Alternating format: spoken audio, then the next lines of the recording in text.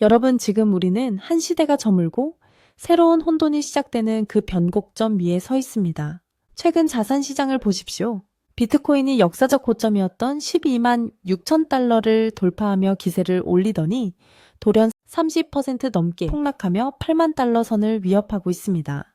코인 투자자들은 패닉에 빠졌고 커뮤니티에는 곡소리가 넘쳐납니다. 하지만 여러분, 지금 우리가 정말로 두려워해야 할 것은 비트코인의 가격 숫자가 아닙니다. 그 너머에서 일어나고 있는 기이한 현상에 집중해야 합니다. 비트코인이 처참하게 깨지는 그 순간에도 실물 금값은 역사적 고점인 4,500달러 선을 굳건히 지키고 있습니다. 오히려 미국의 방해 공작에도 불구하고 자꾸만 위로 솟구치려 하고 있죠. 이것은 무엇을 의미할까요? 지난 10년 넘게 시장을 지배해왔던 에브리싱 랠리, 즉 달러 유동성으로 모든 자산이 다 같이 오르던 황금기가 끝났다는 사망 선고입니다. 이제 시장은 진짜와 가짜를 가려내기 시작했습니다. 오늘 저는 여러분께 비트코인이 왜 가장 먼저 타겟이 되었는지, 그리고 왜 그 다음 타겟이 여러분이 안전하다고 믿는 주식 계좌가 될 수밖에 없는지, 그 무서운 메커니즘을 설명해 드리려 합니다. 미국 재무부가 설계한 유동성의 덫, 텅 비어가고 있는 미국의 금고, 그리고 그 속에서 벌어지는 월가 거대 은행들의 사기극까지. 지금부터 당신의 자산을 지킬 수 있는 가장 날카로운 지식을 전해드리겠습니다. 먼저 비트코인이 왜 가장 먼저 매를 맞았는지 그 배후를 추적해 봅시다. 비트코인의 폭락은 우연이 아닙니다. 철저하게 설계된 유동성 압박의 결과입니다. 그 설계자의 이름은 바로 미국의 재무부 장관 베센트입니다. 베센트 장관은 취임 이후 아주 위험한 정책을 펼치고 있습니다. 바로 미국의 국채 발행 구조를 완전히 뒤바꾼 것이죠. 원래 미국 재무부에는 보이지 않는 준칙이 있었습니다. 전체 국채 발행량 가운데 단기물은 20%, 장기물은 80%로 유지하여 시장의 안정성을 꾀하는 것입니다. 그런데 베센트는 2025년 들어 이 준칙을 쓰레기통에 던져버렸습니다. 단기 국채 발행 비중을 무려 55%까지 끌어올린 겁니다. 여러분, 이것이 시장에 어떤 영향을 주는지 아십니까? 단기 국채를 찍어낸다는 것은 정부가 시장에서 당장 쓸 수 있는 현금을 빨아들인다는 뜻입니다. 지금 베센트는 시장의 현금을 진공청소기처럼 빨아들이고 있습니다. 시장의 달러가 마르기 시작한 것이죠. 그 결과가 어떻게 나타나고 있나요? 미국의 초단기 금리를 나타내는 SOPR 금리가 최근 발작을 일으키고 있습니다. 연준이 정한 범위를 벗어나 툭툭 튀어오르죠. 돈이 없어서 금리가 치솟는 겁니다. 이런 상황에서 가장 먼저 타격을 입는 것은 당연히 레버리지를 극대화해서 투자하는 코인 시장입니다. 비트코인의 30% 폭락은 단순한 조정이 아니라 단기 금융시장의 신용 경색이 시작됐다는 강력한 경고음입니다. 자, 여기서 중요한 질문을 던져야 합니다. 이 진공청소기가 비트코인만 빨아들이고 멈출까요? 천만의 말씀입니다. 코인 시장에서 빠져나온 공포는 이제 주식시장으로 옮겨 붙고 있습니다.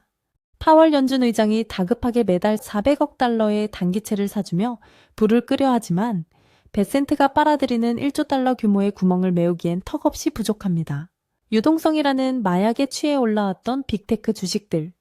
이제 그 마약 공급이 끊기는 순간 여러분의 주식 계좌 역시 비트코인과 같은 길을 걷게 될 것입니다. 자, 이제 시선을 금으로 돌려봅시다. 왜 금은 비트코인처럼 떨어지지 않을까요?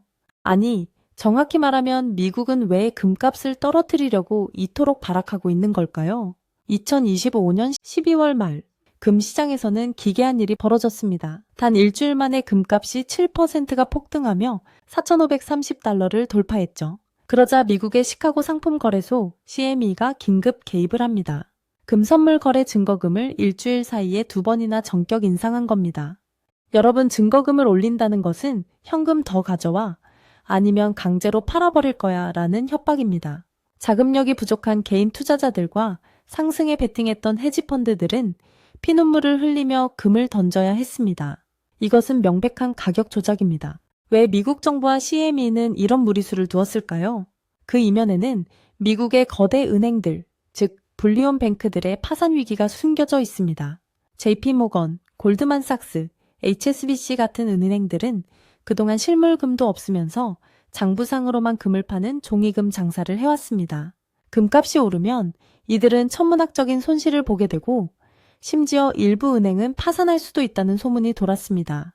12월 말 결산을 앞두고 장부를 예쁘게 꾸며야 했던 이들에게 금값 폭등은 재앙이었고 결국 CME라는 칼을 휘둘러 억지로 금값을 깎아내린 겁니다.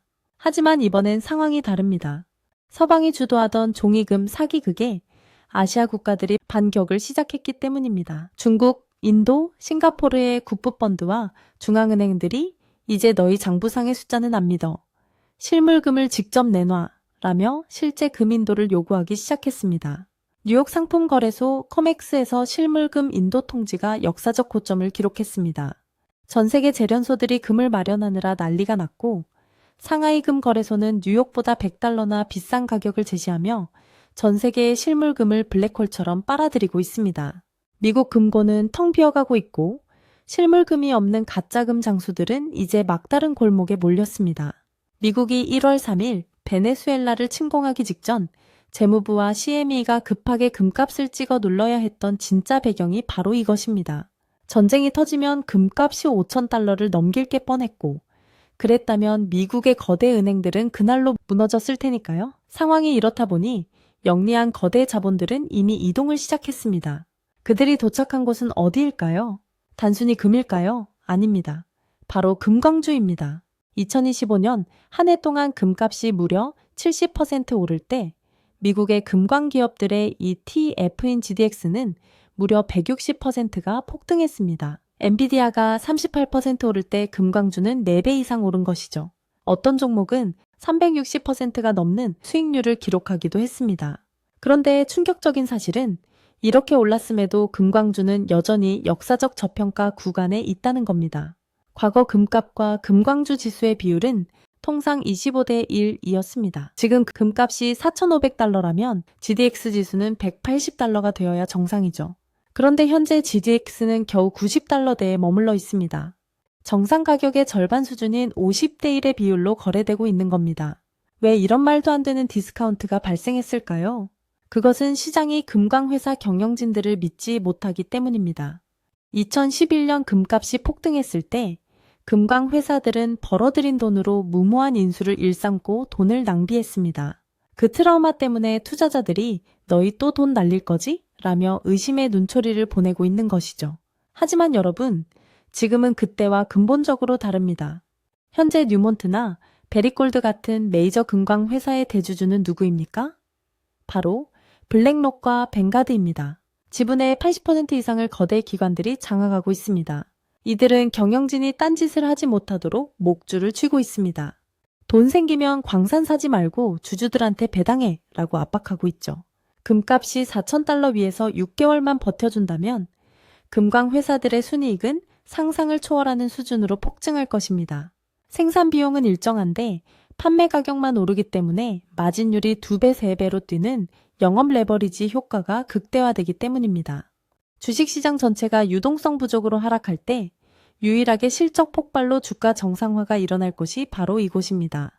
이것이 제가 비트코인 다음 타겟이 주식 계좌라고 경고하면서도 금광주라는 탈출구를 보여드리는 이유입니다. 이제 정리해 보겠습니다. 우리는 지금 달러 패권이 무너지는 거대한 역사의 현장에 있습니다. 미국의 국가 부채는 이제 갚을 수 없는 수준에 도달했습니다.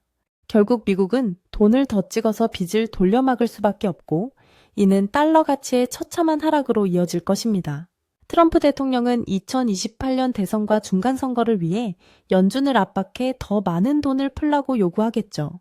이에 맞서 브릭스 국가들은 유니티라는 새로운 통화를 준비하고 있습니다. 금을 40% 담보로 하는 통화입니다. 이들이 왜 실물금을 싹쓸이하는지 이제 이해가 가십니까? 금 보유량이 곧 새로운 통화 질서에서의 권력이기 때문입니다. 종이금으로 가격을 조작하던 서방의 금융 시스템과 실물금을 손에 쥐고 역습을 시작한 동양의 패권 전쟁. 그 사이에서 유동성이 메말라가며 비트코인이 먼저 비명을 질렀습니다. 그리고 이제 그 유동성 기근은 나스닥과 S&P 500 그리고 여러분의 국내 주식 계좌로 옮겨 붙을 것입니다. 여러분의 주식 계좌가 비트코인처럼 30% 폭락하는 것을 가만히 지켜만 보시겠습니까? 아니면 달러 가치가 녹아내릴 때 진짜 가치가 증명되는 실물 자산과 그 생산기지인 금광주로 피신하시겠습니까? 에브리싱 라일리의 시대는 끝났습니다. 이제는 공부하지 않는 투자자, 거시경제의 흐름을 읽지 못하는 투자자의 자산이 영리한 자들의 주머니로 이동하는 부의 재편 시대입니다. 오늘 제가 드린 이 긴 이야기가 여러분의 자산을 지키는 강력한 방패가 되기를 진심으로 바랍니다. 저는 앞으로도 메이저 언론이 차마 말하지 못하는 진실, 월가의 뒷면에서 벌어지는 은밀한 움직임들을 여러분께 가장 빠르게 전해드리겠습니다. 오늘 영상이 도움되셨다면 구독과 알림 설정 부탁드립니다. 여러분의 자산은 여러분이 아는 만큼 지킬 수 있습니다. 지금까지 슬기로운 경제학이었습니다. 다음 시간에 더 깊이 있는 분석으로 찾아뵙겠습니다. 감사합니다.